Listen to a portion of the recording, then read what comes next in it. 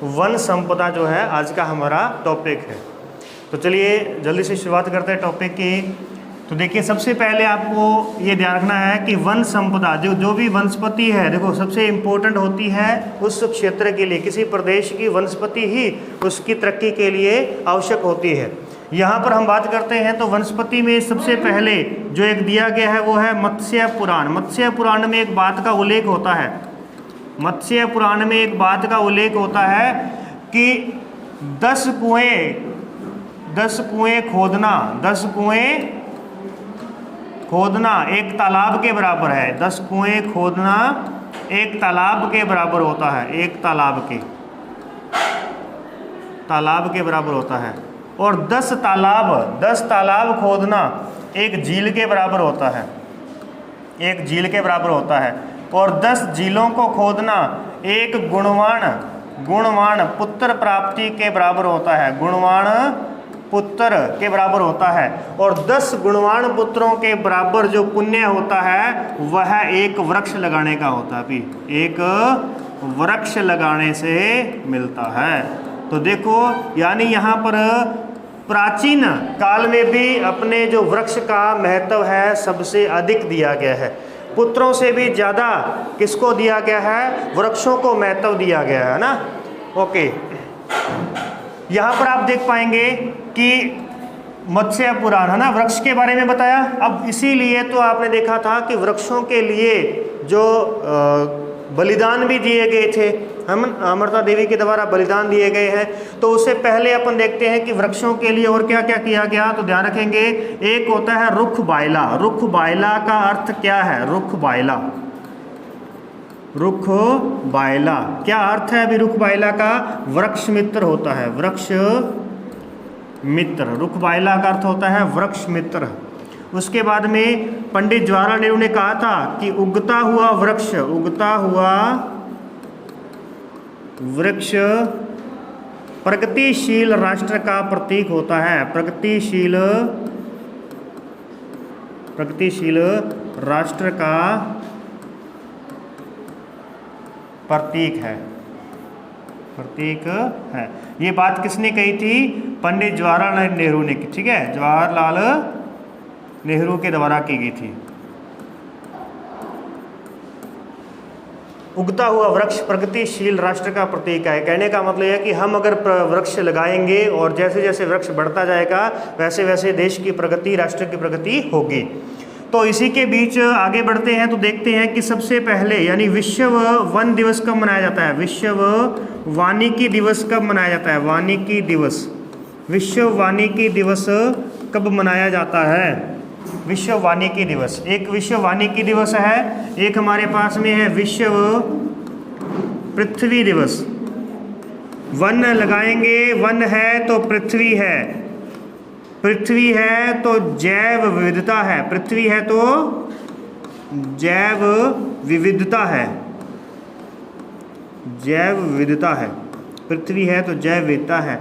और जैव विविधता है तो पर्यावरण है, पर्यावरण है, ठीक है, पर्यावरण। तो देखिए जरा, विश्व पर्यावरण दिवस, ये सभी को पता होगा विश्व पर्यावरण दिवस कब मनाया जाता है? 5 जून को मनाया जाता है। तो देखिए सबसे पहले अपन शुरुआत करते हैं 21 मार्च से। 21 मार्च को क्या मनाया जाता है? विश्व वानिकी दिवस मनाया जाता है। मार्च के बाद में अप्रैल, 22 अप्रैल को क्या मनाया जाता है? पृथ्वी दिवस। 22 अप्रैल को पृथ्वी दिवस मनाया जाता है। और फिर उसके बाद में 22 मई, अप्रैल के बाद में मई, 22 मई को जैव विविधता दिवस मनाया जाता है। और मई के बाद में आता है जून, कितना? 5 जून को क्या मनाया जाता है? अभी पर्यावरण दिवस मनाया जाता है।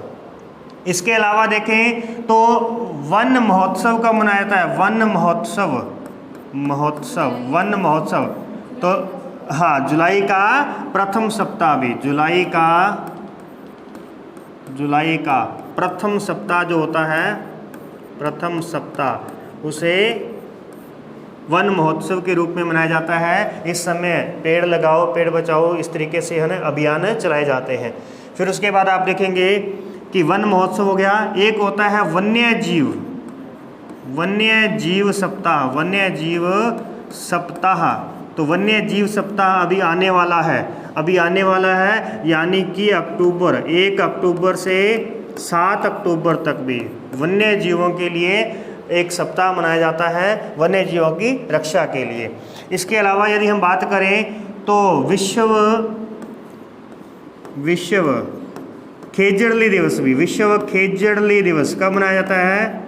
विश्व खेजड़ली दिवस इसी महीने में मनाया जाएगा, और विश्व ओजोन दिवस भी इसी महीने में मनाया जाएगा। विश्व ओजोन दिवस क्या टाइमिंग है? 16 सितंबर। विश्व ओजोन दिवस की 16 सितंबर है, और खेजड़ली दिवस की कब है? खेजड़ली दिवस की तो 12 सितंबर है अभी, 12 सितंबर। यहाँ पे कितनी? 16 सितंबर है, 16 सितंबर। और 12 सितंबर 1978 को पहला खेजड़ली दिवस मनाया गया, प्रथम खेजड़ली दिवस के रूप में। यानी इसकी शुरुआत कब से हुई है? 1978 से हुई है, 12 सितंबर 1978 से शुरुआत हुई है। और खेजड़ली पर 5 जून, खेजड़ी वृक्ष है जो 5 जून 1988 को 60 पैसे का डाक टिकट जारी किया गया था भाई, डाक टिकट जारी किया गया था। तो ध्यान रखना, 60 पैसे का डाक टिकट किस पर जारी किया गया है? खेजड़ी वृक्ष के रूप में। तो इसी प्रकार से अपने और भी बहुत से टिकट है, डाक टिकट बनाए जाते हैं। जैसे देवनारायण की फड़ है, उसके लिए भी एक डाक टिकट जारी किया गया था, खेजड़ी के लिए भी हो गया है। इसी प्रकार से सूर्यमल मिश्रण है, उसके लिए भी एक डाक टिकट जारी किया गया था। उन सब का अपन एक कंपैरिजन अलग से पढ़ लेंगे सभी को, ठीक है। आगे बढ़ते हैं तो देखिए जरा, वनों के बारे में हमने देख लिया। अब देखते हैं कि इन वनों की रक्षा के लिए हमने शुरू से लेकर अब तक क्या क्या किया है। तो चलें आगे बढ़ते हैं। इसके बाद में आप देखेंगे कि सबसे पहले भारत के अंदर सबसे पहले वनों की रक्षा के लिए 1854 के अंदर, 1854 में कौन सी टाइमिंग है ये? यहाँ पे 1857 में क्या होगा? अभी क्रांति होगी, है ना। तो इस समय 1854 में लॉर्ड डलहौजी है, लॉर्ड डलहौजी के समय भारत में वनों की रक्षा के लिए, वनों के विकास के लिए वन विभाग की स्थापना की गई थी। वन विभाग की स्थापना की गई थी भी कब? 1854 के अंदर। इसके बाद में आगे आ चलते हैं तो 1894 में, 1894 के अंदर वन नीति बनाएगी, वन नीति जो कि भारत की प्रथम वन नीति कहलाएगी, प्रथम वन नीति। स्वतंत्र भारत की प्रथम अलग हो जाएगी क्योंकि अभी तक भारत स्वतंत्र नहीं है। तो भारत की प्रथम वन नीति जो है कब? 1894 को मनाई जाती है। उसके बाद में आगे चलते हैं तो अब सीधे आते हैं 1950 पे। तो 1950 में बात करें तो राजस्थान के अंदर भी, राजस्थान में वन विभाग की स्थापना करेंगे। वन विभाग की स्थापना कब की जाती है? 1950 में की जाती है। और 1952 बहुत ही इंपॉर्टेंट है। 1952 क्या हुआ था? 1952 के अंदर राष्ट्रीय वन नीति की घोषणा की गई, राष्ट्रीय वन नीति की घोषणा की गई, जिसके अंदर लक्ष्य रखा गया था कितना भी? 33% भूभाग पर वन होना आवश्यक है। यह लक्ष्य कब रखा जाता है? 1952 के अंदर। और यही स्वतंत्र भारत की पहली वन नीति कहलाती है। इसे हम राष्ट्रीय वन नीति कहते हैं। 1952 जब 1952 में राष्ट्रीय वन नीति बनी तो उसे राजस्थान में कब लागू किया गया? तो ध्यान रखिएगा, राजस्थान में वन अधिनियम पारित किया गया। वन अधिनियम पारित किया गया भी कब? 1953 के अंदर किया गया। वन अधिनियम 1953 में पारित किया जाता है, ठीक है। यहाँ तक की बात हुई। उसके बाद हम चलते हैं आगे 1976 में। 1976 में क्या हुआ था अभी? 42वां संविधान संशोधन, 42वां संविधान संशोधन हुआ था 1976 में। इस 42वें संविधान संशोधन के द्वारा राज्य सूची में से 5 विषयों को समवर्ती सूची में कन्वर्ट कर दिया जाता है। राज्य सूची के 5 विषयों को समवर्ती सूची में रखेंगे। राज्य सूची के विषयों पर कानून बनाने का जो काम होता है वो किसका होता है अभी? राज्य सरकार का होता है। और दूसरी कौन सी होती है? संघ सूची। संघ सूची पर कानून बनाने का अधिकार किसका है? केंद्र सरकार का है। और एक होती है समवर्ती सूची। समवर्ती सूची पे कानून बनाने का जो अधिकार है वो किसका है? केंद्र व राज्य दोनों का है। परंतु यदि यहाँ पर केंद्र सरकार का कानून पहले से बना हुआ है और उसको चेंज करने का प्रयास करता है राज्य, तो वह मान्य नहीं होगा। तो यहाँ मान्य किसका रहेगा? केंद्र का मान्य रहेगा। हालांकि बना कोई भी सकता है। तो इस प्रकार से राज्य सूची से हटा करके समवर्ती सूची में रख दिया गया। किसको? शिक्षा को भी। अब आप देख रहे हैं कि शिक्षा के लिए जो नई नीति आई है 2020 के अंदर, ये कौन लेकर के आया है? ये केंद्र सरकार लेकर के आई है, जिसमें आप देखते हो कौन कौन सी आती है अभी? 4, 5, 3, 3 इस तरीके से है ना। 4, 5, 3, 2 इस प्रकार से नीति है हमारे पास में, जिसमें पहले क्या होता है? पहले 3 क्लासें, फिर उसके बाद में 5 क्लासें, पहली से 5वीं तक की, फिर उसके बाद में 8वीं से लेकर के कहाँ तक जाएंगे अपन? सॉरी, 6ठी से लेकर के 8वीं तक की 3 होगी, फिर 9वीं से 12वीं 4 होगी। यानी इस बार 10वीं बोर्ड खत्म कर दी। अब नेक्स्ट जो आएगी ना नीति जैसी लागू हो जाएगी तो 10वीं बोर्ड उसमें नहीं होगी। पहले 5वीं होगी, फिर 8वीं बोर्ड होगी, फिर सीधी 12वीं बोर्ड होगी। और 12वीं के बाद में आगे फिर 4 साल हो गए हैं। कौन सा? फर्स्ट ईयर में डिप्लोमा, सेकंड ईयर में कुछ इस तरीके, पहले फर्स्ट ईयर में सर्टिफिकेट, सेकंड ईयर में डिप्लोमा, थर्ड ईयर के अंदर आपका हो जाएगा डिग्री, और फोर्थ ईयर होगा उसमें हो जाएगी आपकी बीएड, बीए बीएड। जो ये 4 साल का इंटीग्रेटेड कोर्स है ना, ये कौन सा है? ये नई शिक्षा नीति के अकॉर्डिंग है, ये इस हिसाब से है, इसे याद रखना। तो शिक्षा हो गया। शिक्षा के साथ में चिकित्सा, चिकित्सा के साथ में आप ध्यान रखेंगे विवाह। और अभी विवाह के अंदर आपने देखा होगा कि जैसे वो 3 तलाक वाला आया था ना, तो वो किसके? सेंटर सरकार कैसे लेकर के आई? सेंटर सरकार इसीलिए लेकर के आई क्योंकि वो किस में चला गया? समवर्ती सूची में चला गया, वरना वो नहीं ला सकते थे। इसके बाद में आप देखेंगे विवाह। विवाह के बाद में आता है वन और वन्य जीव, वन्य जीव। ठीक है, इस प्रकार से। तो इस तरीके से इन्होंने क्या किया? इन्हें समवर्ती सूची में डाल दिया है, इन 5 विषयों को राज्य सूची में से हटा करके। और यदि हम यहाँ पे बात करें तो पहले यहाँ पे 52 विषय थे भी, जो वर्तमान में कितने रह गए हैं? 47। एक मिनट को, यहाँ पे कितने थे? 66 विषय थे, जो कि वर्तमान में कितने रह गए? 61 विषय रह गए। और यहाँ पर कितने थे? 47। तो कितने हो गए?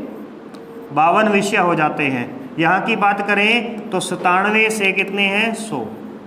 संघ सूची के अंदर 97 से कितने हैं? 100 विषय। तो ये विषयों की सूची है, इनको आप देख लेना कौन कौन से विषय होते हैं। जैसे राज्य सूची के अंदर ये सड़कें वगैरह होती हैं, ये सारी की सारी किस्में होती हैं, राज्य सूची के अंदर होती हैं। या नेशनल हाईवे होंगे, रेल मार्ग होंगे, तो रेल मार्ग किसमें होंगे? संघ सूची के अंदर होंगे। इस प्रकार से। चलिए, कहीं डाउट लग रहा है क्या? कोई नहीं, देख लेना इसको ना। वापस आते हैं। तो ये हो गया 42वां संविधान संशोधन, हमने वन को समवर्ती सूची में रख दिया। इसके बाद में देखते हैं 1980। 1980। तो 1980 के अंदर क्या किया जाता है? सबसे पहले वन अनुसंधान केंद्र की स्थापना की जाती है। अभी भारतीय वन अनुसंधान केंद्र, भारतीय वन अनुसंधान संस्थान, अनुसंधान संस्थान की स्थापना की जाती है। कहाँ पे भी? लखनऊ के अंदर की जाती है। लखनऊ में की जाती है। 1981 की बात करें तो 1981 के अंदर अपन देखेंगे भारतीय वन सर्वेक्षण विभाग, वन सर्वेक्षण विभाग, इसकी स्थापना की जाती है। कहाँ पे? देहरादून में इसकी स्थापना की जाती है। अब ये भारतीय वन सर्वेक्षण विभाग क्या करेगा? सर्वे करेगा, यानी प्रत्येक 2 वर्ष में रिपोर्ट तैयार करेगा। 2 वर्ष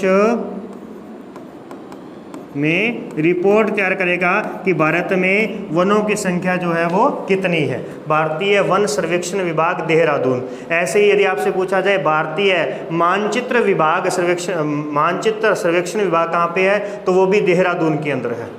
क्लियर है। परंतु जलवायु जो विभाग है हमारा, जलवायु विभाग, वो हमारा पश्चिमी घाट पर स्थित है। महाबलेश्वर महाराष्ट्र के अंदर स्थित है। महाबलेश्वर कर्नाटक में स्थित है वहीं पर, क्योंकि सबसे पहले कहाँ आती है जलवायु हमारी, सबसे पहले मानसून कहाँ टकराता है, पश्चिमी तट घाट से टकराता है। ठीक है, 1981 हो गया, यहाँ तक की बात हुई।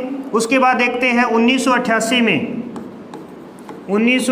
में संशोधित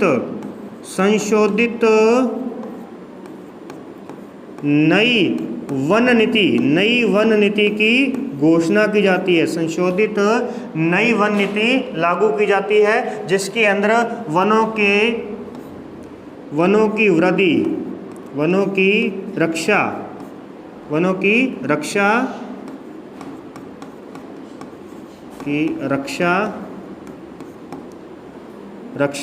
और विकास, वनों की रक्षा और विकास का लक्ष्य इसमें रखा जाता है। और अंत में यदि हम बात करें, अंत में 2010 में ध्यान रखना भी, 2010 से पहले आता है 2003, वर्ष 2003 को यूनेस्को द्वारा क्या किया गया अभी,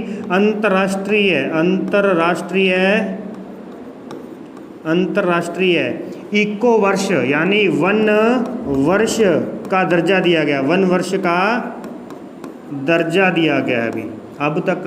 कि जो सबसे यानी इको फ्रेंडली जो हमारा ईयर था वो कौन सा था, 2003 था। 2003 के अंदर जितने भी काम हुए वो सबसे अधिक काम जो है वो इको के लिए किए गए, यानी हमारे पर्यावरण के लिए किए गए थे।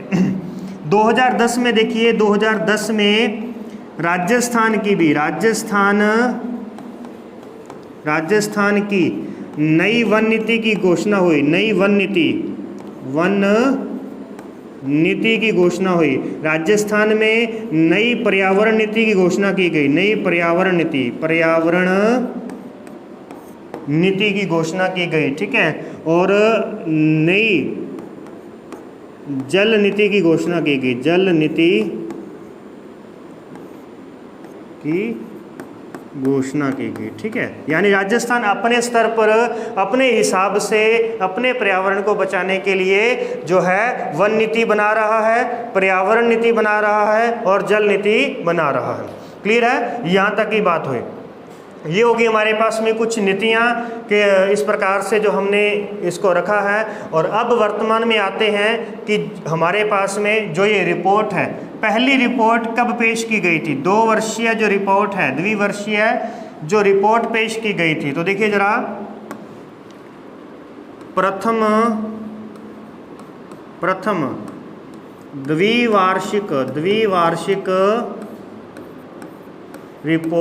द्विवार्षिक रिपोर्ट जो जारी की गई थी वो 1987 में की गई थी। 1987 के अंदर प्रथम द्विवार्षिक रिपोर्ट जारी की गई थी। तो पहली यहाँ से शुरुआत होगी, उसके बाद में प्रत्येक 2 साल के बाद में हमारे पास में वन के आंकड़े आते हैं, वनों के कि कितने वन जो हैं भारत में हो चुके हैं वर्तमान के अंदर।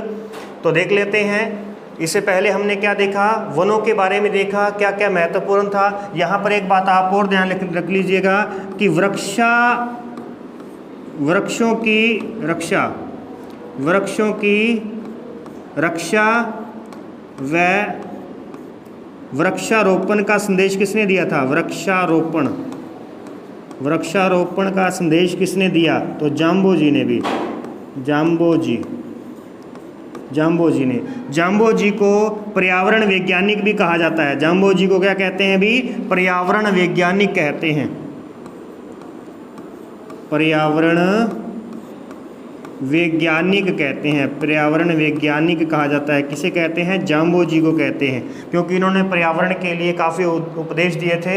इन्होंने जो आगे चल कर के बिश्नोई संप्रदाय की शुरुआत की थी, तो वो बिश्नोई संप्रदाय में भी क्या किया जाता है? वृक्षों को काटना पाप समझा जाता है, वन्य जीवों को मारना पाप समझा जाता है। ठीक है, उसके बाद में देखिएगा जरा कि काकापुरी, एक है काकापुरी, काकापुरी जो कि भिवाड़ी अलवर के निवासी हैं। भिवाड़ी अलवर, भिवाड़ी अलवर के निवासी हैं। इन्हें पेड़ों वाले बाबा कहा जाता है, पेड़ों वाले बाबा कहते हैं,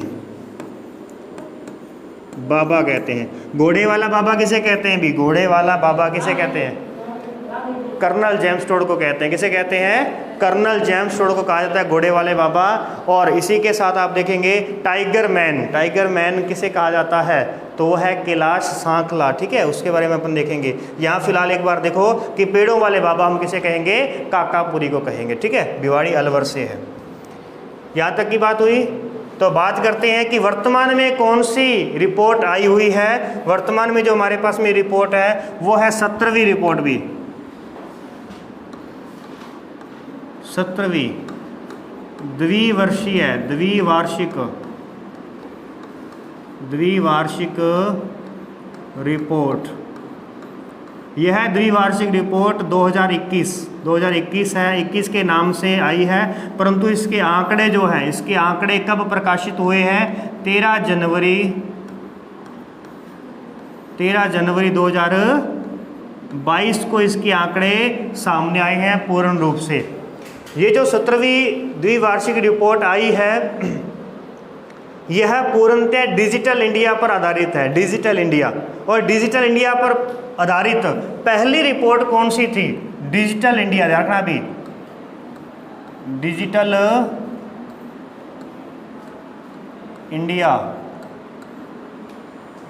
इंडिया पर आधारित प्रथम जो रिपोर्ट है, प्रथम रिपोर्ट यह 2017 में आई थी। कौन सी थी वो? 15वीं थी, 15वीं रिपोर्ट 2017 में आई थी। और 2019 में 16वीं हुई और 2021 में 17वीं हुई। तो ध्यान रखना, ये जो 17वीं रिपोर्ट है यह डिजिटल इंडिया पर आधारित कौन सी रिपोर्ट है भी? डिजिटल इंडिया पर आधारित तीसरी है भी, आधारित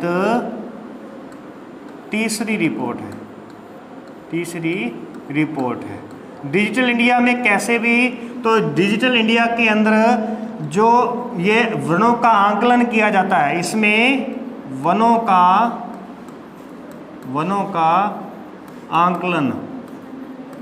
आंकलन जो किया जाता है वो सुदूर संवेदी उपग्रह, सुदूर संवेदी उपग्रह के द्वारा किया जाता है, यानी remote sensing satellite, remote sensing satellite के द्वारा ये किया जाता है। यानी इसके लिए सैटेलाइट के थ्रू देखा जाता है। जब अपन गूगल मैप खोलते हैं तो उसमें आप जब सैटेलाइट का ऑप्शन ऑन करोगे तो आपको ग्रीन एरिया नज़र आएगा और एक वाइट एरिया नज़र आएगा। तो जहाँ वाइट एरिया हुआ समझ लेना वहाँ मरुस्थल है, जहाँ ब्लू एरिया नजर आएगा वहाँ पानी है, और जहाँ ग्रीन एरिया डार्क ग्रीन नजर आएगा तो वहाँ वन यानी वृक्ष है। तो इस प्रकार से इसके आधार पर इसका आकलन किया जाता है। तो कौन सा उपग्रह, ध्यान रहे हम कौन से उपग्रह का प्रयोग करते हैं। जैसे आप अपनी पोजीशन देखने के लिए किसका प्रयोग करते हो? जीपीएस का, जीपीएस ग्लोबल पोजीशनिंग सिस्टम। ये जीपीएस तो एक सिस्टम है, लेकिन ये किस उपग्रह से लेता है? ये अमेरिका का उपग्रह है जिसके द्वारा हमारी ये लोकेशन हमें दिखाता है। हमारा उपग्रह नहीं है ये वाला। तो हमारा उपग्रह सुदूर संवेदी उपग्रह कौन सा है हमारा? यहाँ पर जो हमें उपग्रह मिलेगा वो है रिसोर्स सेट 2। इस उपग्रह के द्वारा हम क्या करते हैं? रिमोट सेंसिंग से यहाँ आंकड़ों का आकलन करते हैं और उसके आधार पर ये जो है तैयार किया जाता है। इससे पहले क्या होता था, इससे पहले राजस्व विभाग का कार्य होता था। आपके पटवारी होते हैं ना गाँवों के अंदर, तो वो पटवारी क्या करते थे, वो बताते थे अपने एरिया में कि हमारे एरिया में कितनी ज़मीन भूमि जो है वो कृषि योग्य है, कितनी भूमि जो है वो वनों के लिए है, कृषि भूमि कितनी भूमि पर जो है सिंचाई होती है, या कितनी भूमि पर घर बने हुए हैं। इस प्रकार से प्रत्येक पटवारी अपना अपना एरिया का सर्वे करके आगे भेजता रहता था, और वो अब रिपोर्ट आगे जाती थी, फिर वो जिला स्तर पर जाती थी, जिले के बाद में फिर वो राज्य स्तर पर जाती थी, फिर वो सेंटर सरकार में इस विभाग के पास जाती थी, और फिर वो क्या करते थे, पूरे भारत में देखते थे कि कहाँ पर हमें कितने वन मिलेंगे। तो अब ये जो काम है ये सीधा डायरेक्ट किया जाने लग गया, किसके थ्रू, सैटेलाइट के थ्रू ये किया जाने लगा है। अब यहाँ पर आप ध्यान रखना कि इसमें आकलन दो तीन तरीके से किया जाता है। एक होता है वृक्षावरण, एक होता है वनावरण, एक होता है झाड़ियाँ। ठीक है। अब पहले मुझे ये बताओ कि वृक्ष और वन में क्या अंतर है। वृक्ष और वन, इसमें क्या अंतर है भाई। वृक्ष जहां बहुत सारे वृक्ष होते हैं, ओके।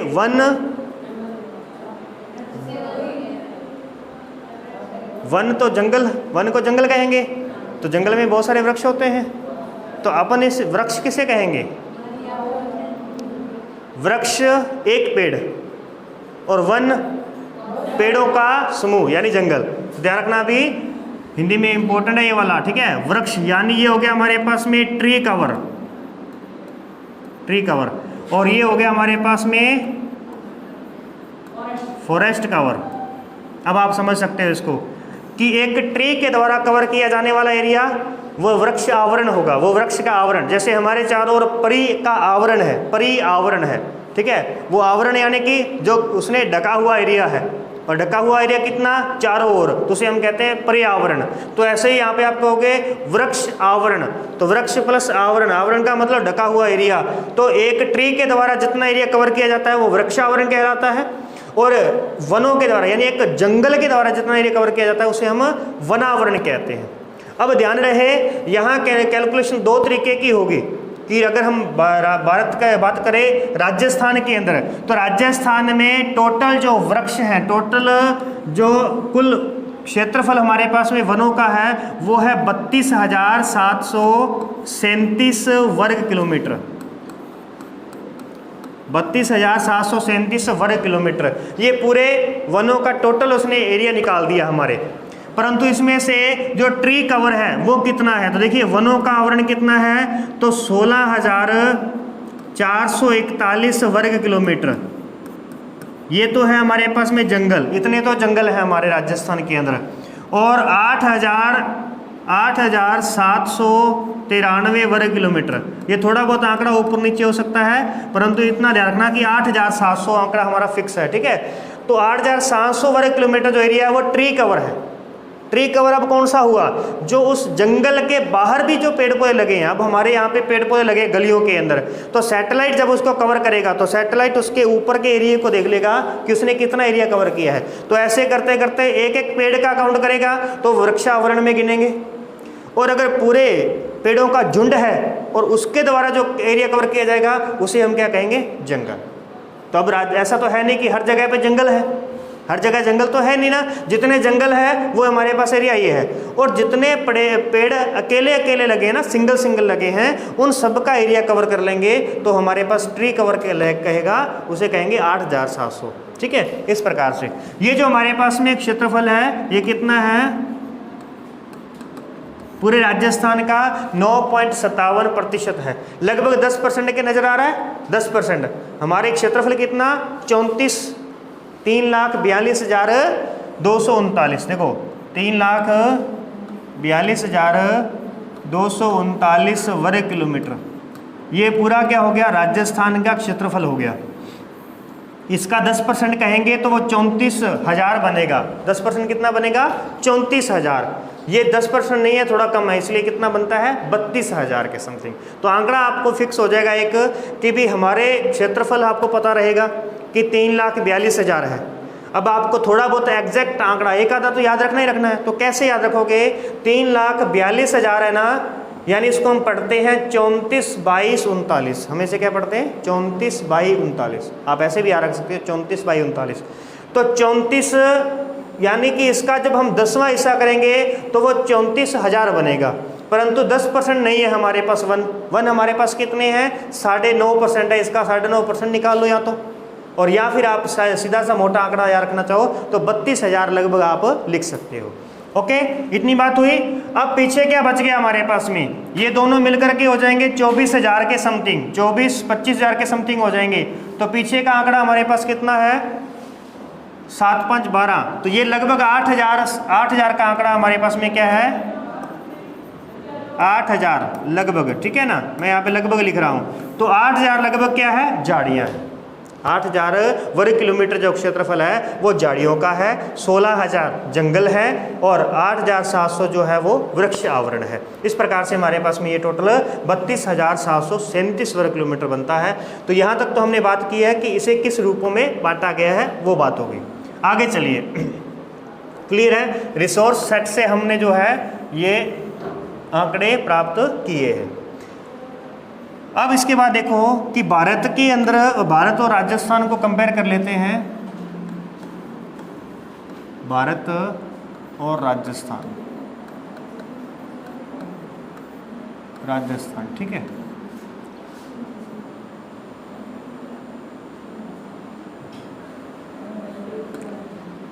चलिए, सबसे पहले कितने प्रतिशत भाग पर वन है? 24.64% भाग पर वन है। और राजस्थान में वन कितने हैं? 9.57% भाग पर वन है राजस्थान के अंदर। फिर देखें भी सर्वाधिक वन आपको कहाँ मिलेंगे? सर्वाधिक वन क्षेत्र कहाँ मिलेगा? तो ये मिलेगा मध्य प्रदेश में, मध्य प्रदेश और अरुणाचल प्रदेश। सबसे कम वन क्षेत्र हमें कहाँ मिलेंगे? कम वन क्षेत्र हमें कहाँ मिलेंगे? हरियाणा में। फिर देखिए सर्वाधिक वन प्रतिशत, ये हमने क्षेत्रफल के अकॉर्डिंग देखा था, ये उसके प्रतिशत की बात कर रहे हैं। तो ये मिलेगा हमें मिजोरम में लगभग 98% भाग जो है ना मिजोरम का, वो पूरा जंगलों को से भरा हुआ है। अरुणाचल प्रदेश लगभग 88% है यहाँ पे। और सबसे कम वन प्रतिशत जो है, कम वन प्रतिशत, वो हरियाणा का है। लगभग 1% भाग पर वन है। हरियाणा के पूरा क्षेत्रफल, जितना भी क्षेत्रफल है उसके 1% भाग पर वन है, जबकि होने कितने चाहिए थे? 33% भाग पर वन होने आवश्यक है। फिर देखें, इधर बात करते हैं राजस्थान की। तो राजस्थान में सर्वाधिक वन क्षेत्र उदयपुर का है 2753 वर्ग किलोमीटर, 2753 वर्ग किलोमीटर है।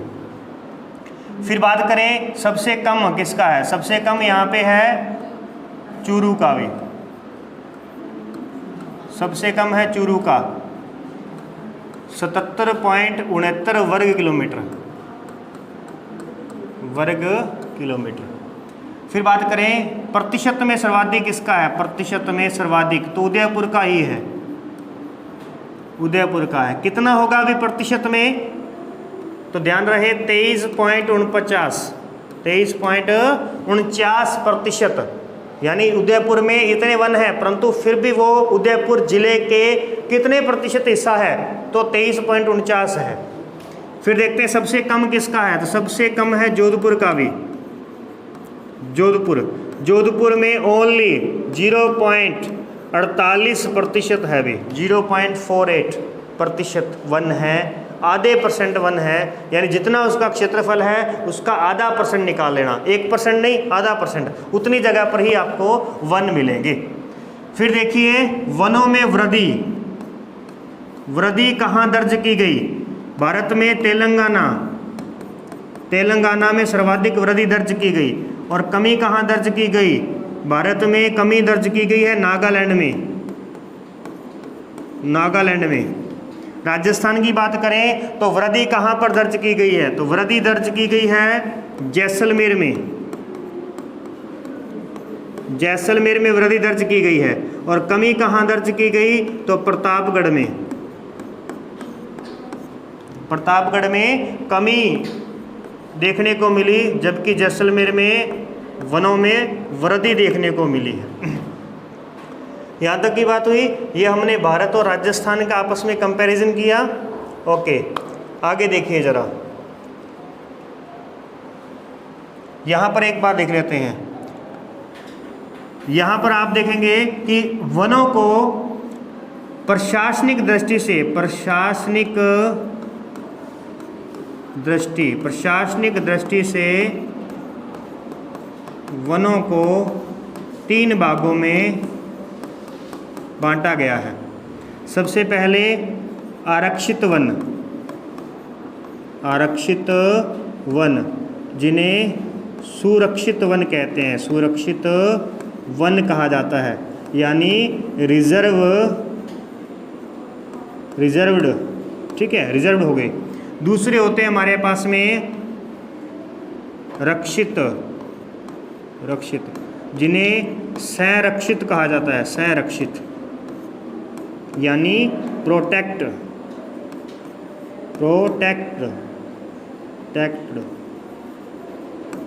ठीक है। एक होते हैं हमारे पास में अवर्गीकृत वन, यानी अनक्लासिफाइड,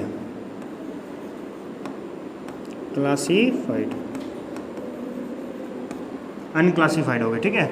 अब आरक्षित वन कितने हैं राजस्थान के अंदर? तो ये देखिए, सबसे पहले ऐसे वन जिनमें लकड़ी काटना बिल्कुल प्रतिबंध होता है। भी लकड़ी काटना और